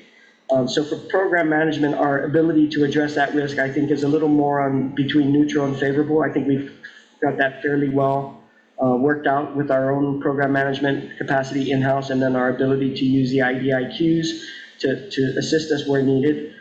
Design capacity, we have not had any issues getting designers on board or getting them to perform. So that was favorable, I thought. Construction capacity, that is negative just because of the buildup and the experience that we've seen in putting projects out to bid and maybe getting one bidder, or no bidders on some projects. That is a very real projects on time. EUC rate relief approvals. I thought about not presenting this, but your rate plan, I assess that as being between neutral and negative, based on prior history. I'm here today to announce, also to tell you that I'm looking forward. Legislative debt authorization. Sorry? Legislative debt authorization, I assessed as neutral. I didn't get any feedback that we wouldn't be supported if we went to them for additional bond issuances. Our current EPA partnership, I put as neutral and favorable. Our future EPA partnership, if people changed, I don't know. I assessed it as neutral as best I could. And then our rate or credit impacts. I assessed this at the time that I presented it to the board as kind of negative to our access funds. I assessed it between negative and neutral. However, based on our last discussions with rating agencies on this refunding deal, I expressed that concern about the upcoming 5-year CIP probably going to be pretty large. We'd have to handle PFAS, we'd have to handle the consent decree. And one of the lead credit analysts for one of the rating agencies actually corrected me and said, review the investment in your system and addressing all these problems proactively as credit positive. So, if I was to be asked now, I would probably put that as either neutral or between neutral and favorable based on the feedback that I got. I think they would much rather invest in a that is spending the money for system renewal ahead of some of these compliance requirements, as opposed to we've kept them apprised on our efforts on these negotiations.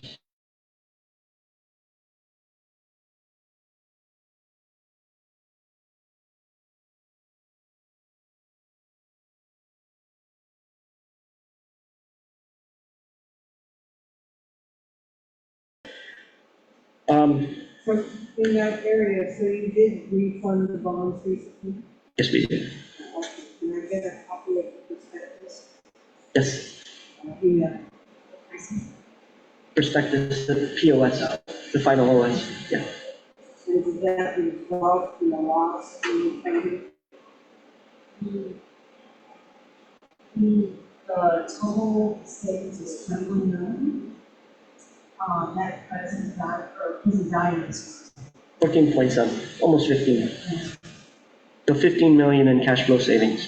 I know you guys are busy because I'm still waiting for previous one. yeah. She sent it. Yeah, I sent you that earlier. You did? I can resend. Okay, I don't recall seeing it. My last question at the last meeting, I had asked. I replied to the email that she. Because we have, we're trying to launch the walk easy. No, no, long. I'll resend. So just on the bottom 4 bullets on this slide, kind of summarize what I presented to the CCU before they approved to sign. And the last probably bullet is the one that I would point out, is that if you just look at it, with logic and reason, the CD is not fair to us. But based on the risks of litigation, it could be a lot worse. Although we've done a pretty good job, I would say, with the court order, and we're 98% complete. In other areas where GWA has been in district court, perhaps it wasn't so, we weren't looked upon so favorably, so I couldn't gauge how it would, I didn't have any confidence that we would do any better in litigation versus a negotiated settlement. And if we did go to litigation, we would lose everything that we had gained, kind of agreement from EPA that we could get 20 years to do the Hagaotnya wastewater treatment plant, that kind of thing would all go out the window. So it required a leap of faith for us to move forward, and that's how we have to move forward. So we've signed off on it, and we will do our best to show good faith in meeting these requirements, and hopefully that sustains that good working relationship that we currently have with US EPA enforcement. But we did take a look at what litigation might look like. I've said some of this before, we would be unlikely to compromise with them after the complaint was filed. We would not be able, perhaps, to get stipulations on the violations. Penalties would be applied. A tolling agreement has been in place since 2017, so the full force of whatever penalties they could assess would be assessed if we went to litigation. And then, in comparison to this partial consent decree, the scope of compliance items would go back to the original list and perhaps more. And then the term, they would go into court saying, we want it all done in 10 years, Your Honor, and we would have to, again, argue before the judge and make the case that we needed more time. So as of right now, we've got agreement from US EPA that they would give us more time for Hagaotnya, but if we went to litigation, that would all go out the window. So the next several slides go through different considerations, some of which we've already talked about, the US EPA relationship. I don't think we need to cover that one. PUC action and posture on prior rate support. I've already talked about that. But on the 25 through 29 year rate plan, as I mentioned, it will have to account for the bulk of what we need to get, the new debt financing that would be needed for these compliance projects. So you'll see that in a few slides. And then in terms of management capacity, I mentioned that I thought we were pretty okay with this particular consideration. Our management team is... Go back to how to account for the bulk of the new debt financing needed. What is your guesstimate of the next amount of bond funding that you're going to need? And where you're planning to go out for that? So I have two answers to that question, and it's presented on a slide further back. Can I ask you to pause, and I'll give you that answer. Again, on management capacity, we have a fuller management team than we did when we started the 2011 court order. So I think we've got that lined up well. We have project management. It's a little bit limited. We don't have the PMO, but we do have the IDIQs in place, so that will help us. And we've proven that when we're given the resources that we need, we can get projects done and do the work that's required. And case in point, the $173 million that we received from the DoD to upgrade Northern District and to rehabilitate 9 miles of sewer line. That project finished $5 million under budget. And then Northern District finished a little over, mostly because of the work that was required with the outfall diffuser. But we still were able to get all of that done ahead of the need of the Marines boots hitting the ground. So we were ahead of schedule. So, and then of course we considered that everything that needed to be done for this consent decree would also be competing with other priorities like compliance for PFAS and also the water loss issues that we want to address. Design and construction capacity on the next slide. We did, as I did mention, we have the IDIQ contracts already in process, but construction capacity still remains an issue for us, and the costs adds an element of risk to our project execution through the consent decree. And then consideration of rate impacts for fiscal year 25 through 29. So we have estimated our 5-year CIP, as I mentioned, at $268 million in nominal dollars for the collection system projects, which are primarily going to handle these consent decree requirements. There are new programmatic operational costs. The retreatment program, we have it drafted, but once we get the rules in place, then we'll have to operate that. So there will be some operational costs associated with that. Same thing with spill contingency and response and force main contingency and response. Not a lot, but just stuff to consider that they will add to O&M costs. And then the next slide, we get to the nitty gritty of what it means for the 5-year rate plan and what we would need to borrow. So the capital program by element, this information is the same as what I presented to you in the previous table. You'll see the $898 million total for the 5-year CIP across all categories. What's additional here is the proposed funding sources in the bottom, and this comes from Schedule E in our draft financial plan that was submitted on March 8th. And you can see we've estimated what we would receive in US EPA grants at $27 million for 25, $27 million for 26, and $27 million dropping to 4. That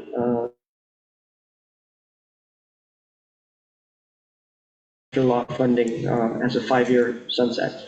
So we've only received 2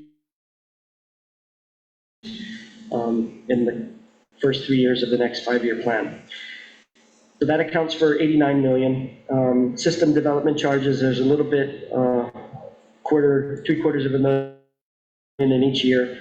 And then proceeds from bonds. And so this would be new revenue bonds. Commissioner Brooks, to your question, we anticipate, and just to pause for,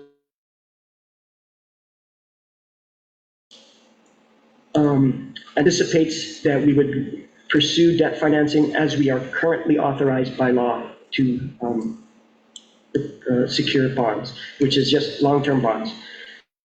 Alternative financing or short-term, we'll talk about that in a minute. So if we did straight bonds, then we would need a bond issuance in 2020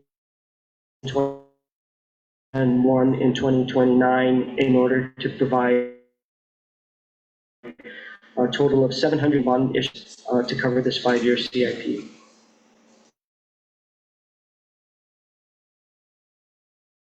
We have a debt service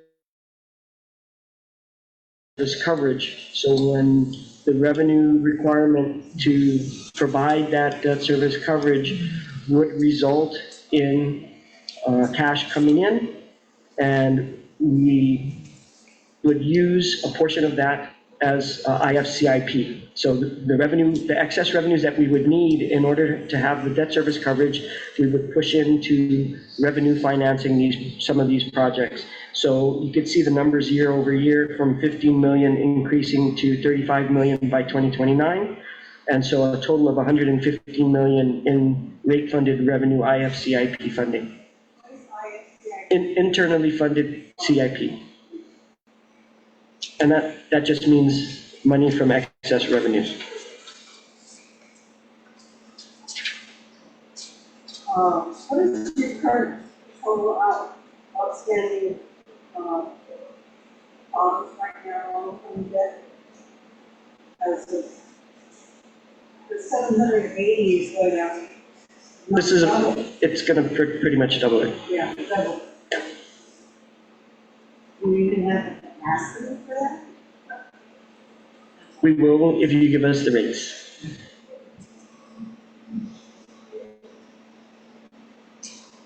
So you can see the total proposed funding sources matches on this schedule matches the total uses by CIP. So the other question, going back to your current debt, long-term debt, what is the annual debt service now? That is. What do you estimate with the annual debt service to be for If you go to the next slide, shown as Schedule A2. You can see at the bottom, there's current year, that's boxed in, fiscal year '24. If you go towards the bottom of the page, you'll see the debt service listed there at 38.7 million. And I think this, Okay, so it does, so is this factored in the debt service savings? Was section of the funding, but we did that in projected, so. So this 38.7 million already included an estimated deduction of debt service based on the refunding that we just completed. However, I think we did better than what we originally estimated, so the number might go down from this for this current year. And then you can see, based on the new borrowings, the debt service increasing with each bond issuance. So the other thing I'd point out about the debt service here, this assumes no capitalized interest. So as soon as we borrow, we are paying principal and interest. We're not borrowing any of the first 2 years' payments. you are not, We would not that's be. a big improvement. It actually adds 20% more to the total cost of borrowing, so we don't want to do it. Yeah, but you have been doing it in the past. That's right. Yeah, so you don't project to do it going forward. No. That's actually a very good improvement. We don't have our statistics. So I have even better news for you, Commissioner Brooks. Really? Getting Doris over, Miguel, keep going. So just to finish out on Schedule A2, if you flip to the next page, this is the bottom half of Schedule A2, and so I repeated the rate increase column, rows on the top. And we didn't talk about that, what the rates would be, but you'll see them there on the first line after the fiscal year number, right? 29%, 12.5%, 10%, 10%, and 10%. 29%, this is more than double. So, You know, the power, my water bill is over $77 a month right now. That's just basic. what's your power bill? My power bill is actually, my power bill is cheaper than my, DTA bill. I was just at DTA the other day, my power bill is less than $300. We're less than both. We're less than both GPA and At GTA. the rate you're going, you're gonna be up. But I have good news for you, Commissioner Brooks. I just wanted to point out, I'll believe it. I just wanted to point out on this, on the second page, just the debt service coverage. So we are moving from we're currently at right around 1.3, and we continue at just slightly above 1.3 for fiscal 25. But by the end of the 5-year period, we're trying to work back up to that target that the PUC has previously set for us at 1.5, just to point that out. Okay, now on to the next slide, which is where the good news comes in. The rate impacts that we've proposed in the next 5-year CIP can be mitigated if we are able to use alternative financing, as we have proposed in our alternative financing analytical study that was done in 2021. So in that, you will recall, we proposed using short-term financing, and the comparison or the analogy that we'll draw is if you're building a house, a construction loan for the period of construction, where you make drawdowns, you pay the contractor as you draw down, and you only pay interest on what you're drawing down, and then at the end of the construction period, you take that out with your mortgage, and then that's when your long-term and principal and interest payments start. So we use a similar concept with short-term alternative financing.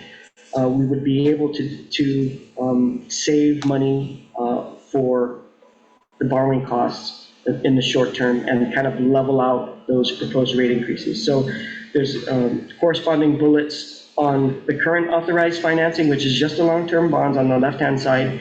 And then if we are authorized to use proposed alternative financing or a tax-exempt commercial paper program as an example, what those implications are. So Have you already started discussions with your financing consultant on this?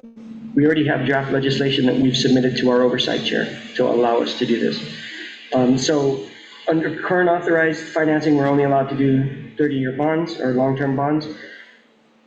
with a proposed alternative financing, we can use a combination of that long-term financing, but also use short-term paper or short-term debt financing only to cover drawdowns as we need them and pay interest and fees on that in the short term. And then once the project is constructed, take that out with a long-term bond. Yes. So when do you submit the proposed legislation? So about 6 months, no, 3 months after we submitted the analytical study back in 2021. An awful long time. They, That's a list. no, sorry. We submitted it. She did not agree that we needed to borrow any funding, so she didn't want to improve, she didn't want to introduce the legislation. We then took it to a different senator, Ways and Means, and he agreed to introduce it, but never did, the end of the term. And so we revised the draft legislation to incorporate some additional mechanisms, including WIFIA loans and USDA loans specific to utilities that we could take advantage of, would help us reduce costs, and we repackaged it and markup copy this afternoon, right? So she has agreed to introduce it within a few weeks. So she might be this week, Senator Perez, yeah.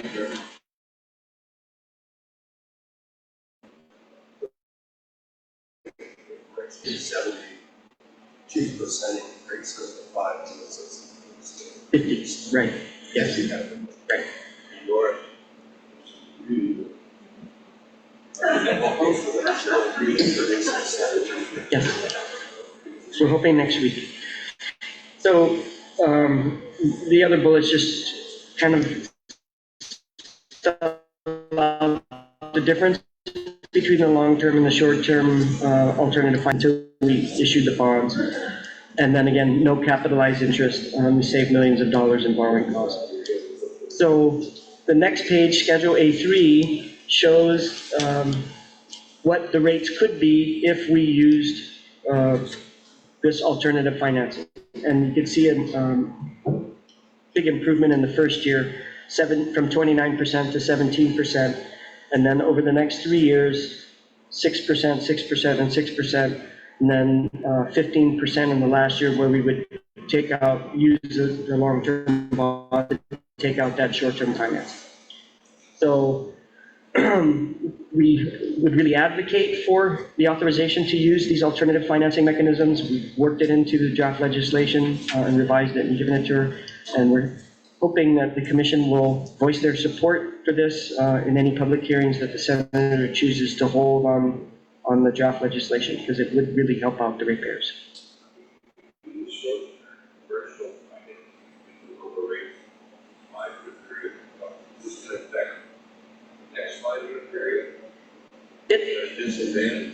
No, it would level it out. So it has the effect of eliminating that big upfront shock and providing a more stable rate slope, I guess is the terms the rate consultants like to use. But it's not kicking the can down the road and then increasing the total cost of borrowing. So, you get the same sort of effect with capitalized interest, because your big debt service payments doesn't kick in until 2 years down the road. So you're able to keep your rates low and slowly build up to it. But then you get the hammer.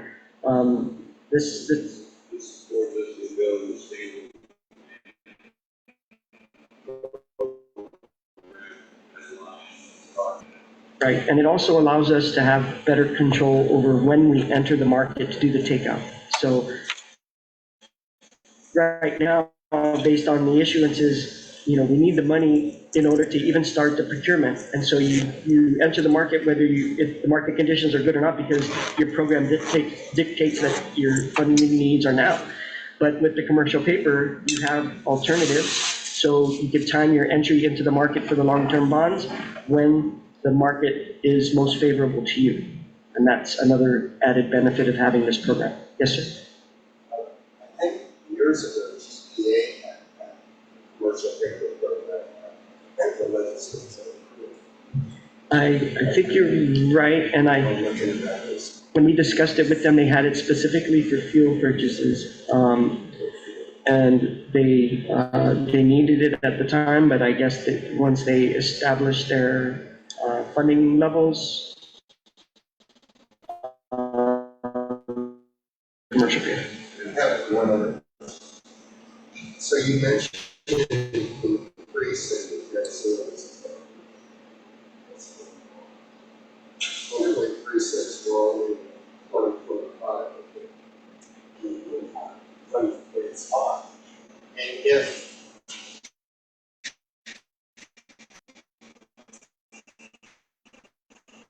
you say just for example, that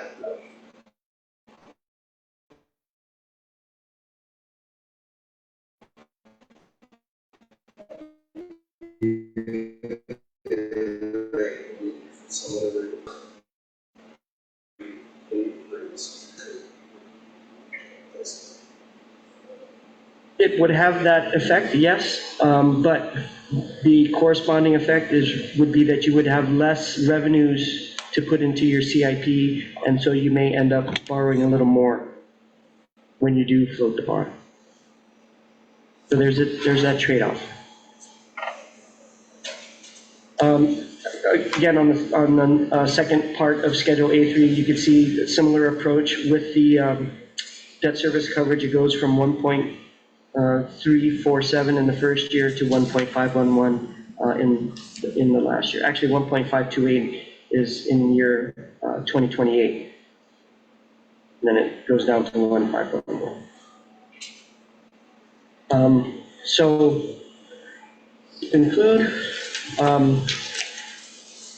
we were able to negotiate the 2024 partial consent decree. We limited the scope of compliance items to just what we think we can achieve in 10 years under favorable conditions. Again, if everything goes right. We effectively defer the biggest chunks of those compliance requirements, the upgrade of the Hagåtña wastewater treatment plant, out to beyond the 10-year period. We feel that the general scope, not necessarily the schedule, but the general scope of compliance items are consistent with what we intended to do in the 20-year master plan. We just figured we'd have a lot more time to do some of these things. We've also, with the negotiation, eliminated the risk of litigation and the potential expansion of the scope and compression of the schedule. All of this does require us to execute in good faith, and we've been negotiating in good faith, and we think that that has had some positive benefits to our working relationship with the US EPA enforcement folks. And we want to continue what we've been accomplishing with the court order and show a good record of execution and completion of those items. But in order to do this, we need the CCU support and we need the PUC support in order to provide the resources we need for timely execution of these projects. Within everything that we have under our control, we will do our best to make sure we meet all the schedule requirements. We're worried about the things that we don't have control over. We think that it's appropriate that we would have a pretty robust public outreach program for the entire consent decree program. So everything that we need to do, we will have public outreach, and it's actually an added requirement in the consent decree that they put in to make sure we continue the outreach programs that we have. As we do with every 5-year CIP, we go out to the community and present our plan. We'll do a little bit of a better job showing all the work that we have done and how that has paid off with the improvements that we have, and build a case for the work that still needs to happen. We're just making up for years of underinvestment, and the work does need to get done, and the projects are important. So I think I've covered a lot. I don't know if there's any more questions to ask. Yeah, I do.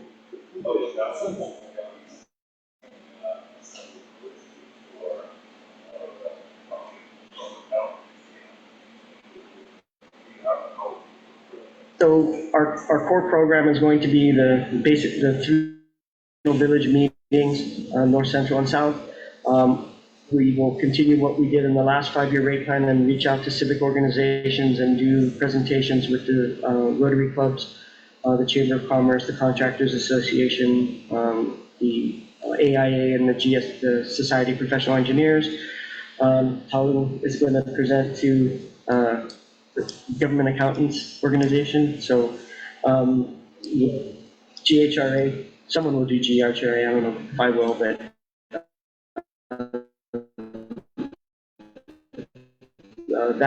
those types of more in terms of social media and an updated website. We might have a dedicated page to the consent decree projects. So that will be new stuff that we haven't done in the last 5-year rate plan, but we will for this 5-year rate plan, and we'll incorporate separate web pages for CIP itself and then also for the consent decree projects. Projects, do very significant number of pursuits, pumping stations together, making it potentially more attractive. Yes. Isolated into one To package them together and do multiple pump stations in a single contract. Yeah, so, this may have a partial consensus to, assuming some favorable conditions with the plan. We also know that subsequent capacity is a negative. So what's the vote on, someone doesn't bid for a year, what's the vote on, deadline, like that? So this is the type of thing that we were seeking to get a schedule relief provisions for, and we didn't make that case. So we would, if we were faced with that situation, we would try to restructure the bid package. First of all, this morning to see why people didn't submit, right?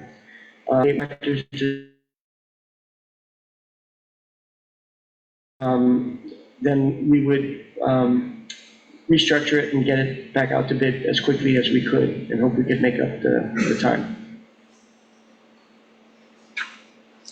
How do you find the deadline to extend it, reach that 3 years? So specific to construction, it would likely be a compliance milestone, which is probably a material modification because it's construction. So we would have to, if US EPA agreed that it was a material modification, any approval would have to be given by the court. So it would have to be a request directly to the court, and the judge would have to make the decision. But based on our history with the present court order in place, the court has been reasonable when we've shown good faith efforts, to illustrate what we have done in order to attempt to comply with the requirements. And, there are some things beyond our control. And we've actually presented this exact scenario to US EPA, and their response was, sorry, we can't budge, on the schedule relief. And it's going to have to be something that's considered by the court. Just piggyback on Joe's thought process there. Or since we're competing in its construction boom, is there any taking any avenues to increase workers, or is that just even leaving it up to construction companies? Are we talking to any agencies, federal side, to try to increase it for more? So we did during the negotiations, and those caps have been lifted. So as I understand it, those types of limitations don't necessarily exist in terms of the H-2B labor. So the contractors can bring them in. They can bring it up. It's just whether or not they will bid on our projects. So another thing that has been pitched is potentially trying some innovative contracting approaches. There might be some benefit to that, but there is also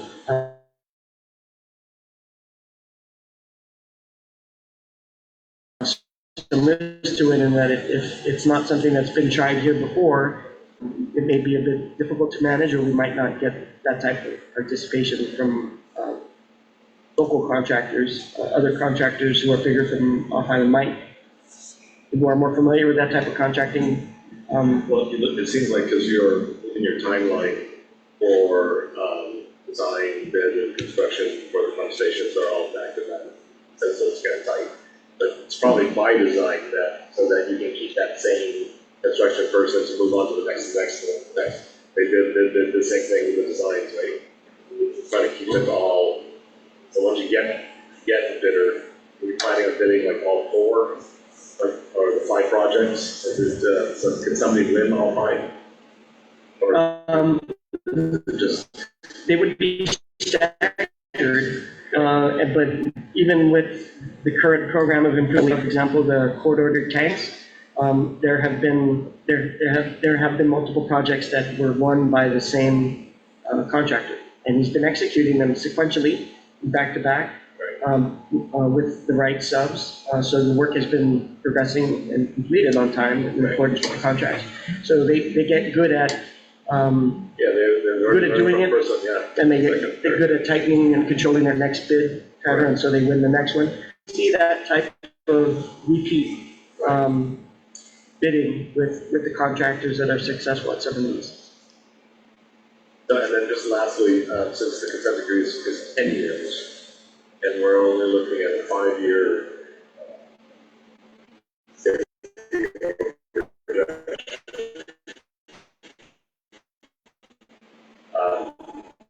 we have an idea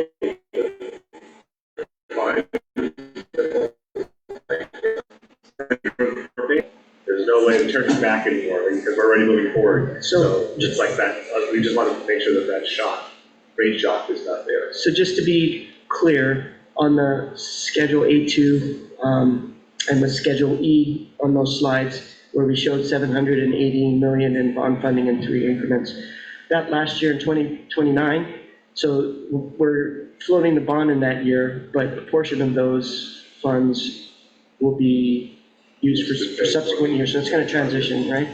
If we do the commercial paper, which is the Schedule A3, we would be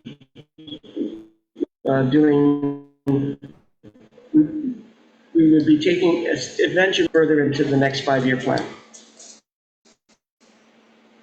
Right, so but the debt service part of the rate increase is going to have to go up 5 years. But Not as much. Not as much. Because it's already picked up on the first. Right. We'll use that.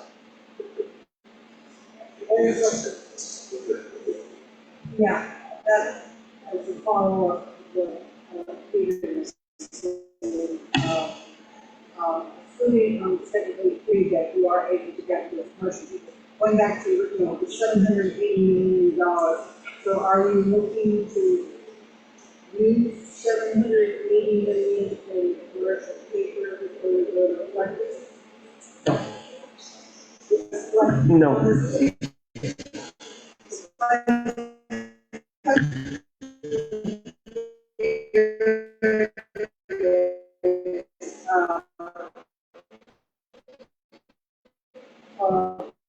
24th of the 40 fiscal year 2028, which I take it means you're going to pay back the commercial paper that you borrowed. Is that what that? Yeah, So how much bond funding would that be in 28?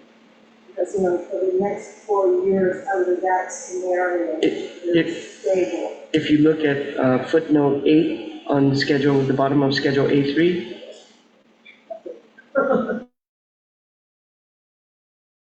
it's really small, but it says the debt service that's forecasted includes interest payment program and debt service on a $250 million takeout bond projected in 2018. I'm sorry, 2028. There'll be $215 million. We would run up the commercial paper to about $250 million over the first 3 years and only pay interest and fees on that. And then in 2028, we would take it out with a long-term bond. So, just to be clear, you recently funded, and then, so for the next, assuming the board will stay with for the next 4 years, the debt service is going to remain stable, if you're not going into the bond market, and then come 2028, you're gonna pay back all that commercial paper. Yes. And the amount of bonds is only 250. correct.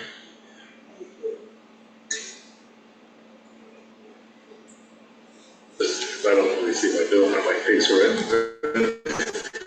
On the bill side for from the water and the water is one part, this is wastewater treatment. This, I mean, is there like a sewage, the rate increases by the gallon again, or is it just, you're taking it in the water rates, or you're taking it in the sewage?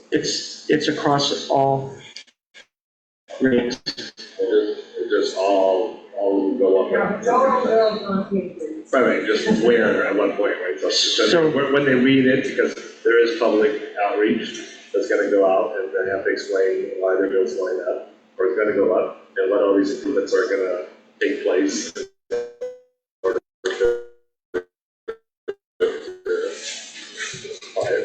So we call tomorrow's meeting, we have a doc for you on rate design. And so what we're proposing, that design structure gives us a little more flexibility on how we would structure future increases.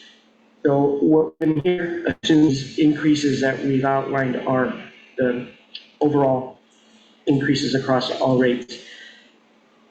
If the rate design docket is approved, then our objective would be in the second year of the next 5-year plan, when we come back to true up, we would incorporate, if it's approved, the new rate design structure and come back to you with a new rate design that would give us more flexibility to, for example, increase volumetric wastewater rates at a higher rate to account for some of these expenses. But remember that the total 5-year CIP, the consent decree is only around 30% of that total CIP. The water loss is another 20-some%, right? And the water treatment for PFAS is also, so. Yeah, right, okay. There is one time, I think what we're really looking at is like the wastewater, and it's also good. Water would be overall. It gives us the flexibility to do that based on what the revenue requirements are. Recall that under the current rate structure, as an example, our residential wastewater rates are flat rate, regardless of how much you use. What we proposed is a scale of base charges that corresponds to your meter size. The bigger your meter, the bigger your base charge as a base rate, and then volumetric rates for all classes of customers, and then the volumetric rate adjustments can be made on that basis. Part of this public outreach, there's got to be, to the lay person, else. There's like, we're spending all this money, consent decree. There's worst case scenario if we didn't do anything. What's the worst case scenario? It's like we fail to fix our system, and then it comes in and penalizes us, run out of money to pay, or we have to increase rates to pay the penalties, the receivership at some point, right?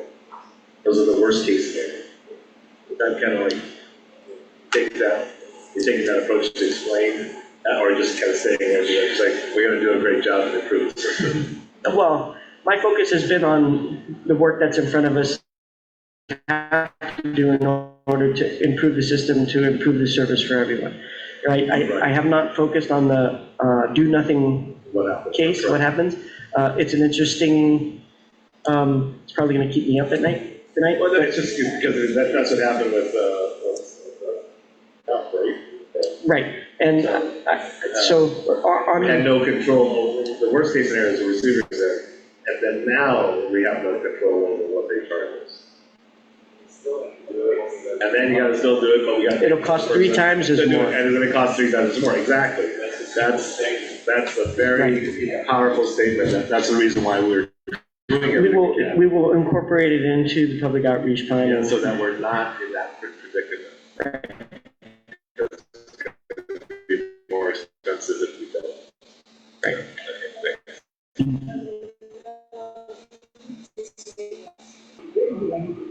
Oh, yeah, when they started the negotiations. Can you share that amount? But that's just. That was- I remember that it was a large number. I don't remember the exact number, but I will try to look for, if they sent me the slides, because that happened in San Francisco and that was their presentation. If they sent me the slides, I will dig it up and I will share it. I just want to know if it's cool. I'll go to the one for seeing if they make charges, exactly, and charge of spending, bidding, and they don't care about the cost. Right. They're just trying to get it done. Yeah. Want to get it done.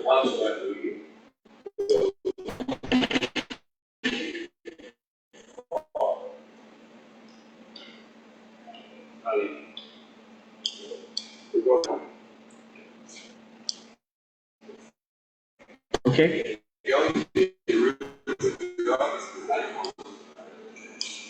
Thank you. I thought it was, we all thought it was important you guys got this first from us and, did you the opportunity to ask all the questions you wanted about it. Well, you paid attention. Yeah, I made the simplified version in the slides, but the big detail is in there. Break out your magnifying glass if you want to spend the time. I like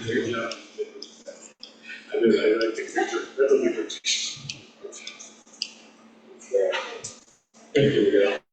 Thank you very much, Commissioners. Thank you very much, guys. Very informative.